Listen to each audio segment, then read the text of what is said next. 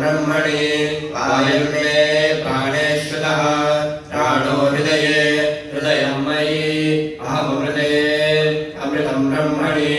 सूर्यो मे चक्षुषि स्थितः चक्षुर्हृदये हृदयं मयि अहमृते अमृतं ब्रह्मणि चन्द्रमा मे मनसि स्थितः मनो हृदये हृदयं मयि अहमृते अमृतं ब्रह्मणि दिशो मे श्रोत्रे स्थिताः श्रोत्रं हृदये हृदयं मयि अहमृते अमृतं ब्रह्मणि आपो मे रेतसि स्थिताः रेतो हृदये हृदयं मयि अहमृते अमृतं ब्रह्मणि पृथिवी मे शरीरे स्थिताः शरीरं हृदये हृदयं मयि अहमृते अमृतं ब्रह्मणि ओषधी वनस्पतयो मे लोमसुस्मृताः लोमानि हृदये हृदयं मयि अहमृते अमृतं ब्रह्मणि इन्द्रो मे वरे श्रुतः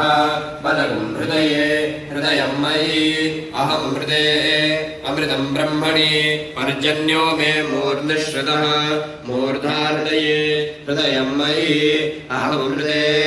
अमृतं ब्रह्मणि ईशानो मे मन्योश्रुतः मन्युर्हृदये हृदयं मयि अहमृते अमृतं ब्रह्मणि आत्मा मात्मनिश्रुतः आत्मा हृदये हृदयं मयि अहमृते अमृतं ब्रह्मणि पुनर्मात्मा पुनरायुरागात् पुनःप्राणः पुनराकूतमागात् वैश्वानरो रश्मिभिर्वाविधानः अन्तस्तिष्ठत्वमृतस्य गोपाः आराधितो मनुष्ये स्वं सिद्धैर्देवासुरादिभिः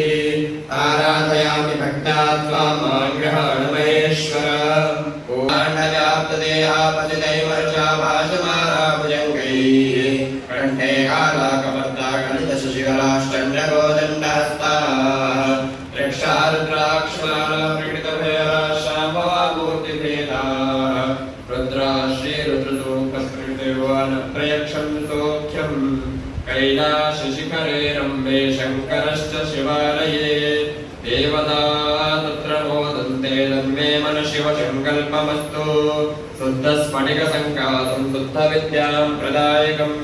शुद्धं पूर्णं चिदानन्दं सदा शिवमहं भजे ॐ शञ्च मे मयश्च मे प्रियञ्च मे नु कामश्च मे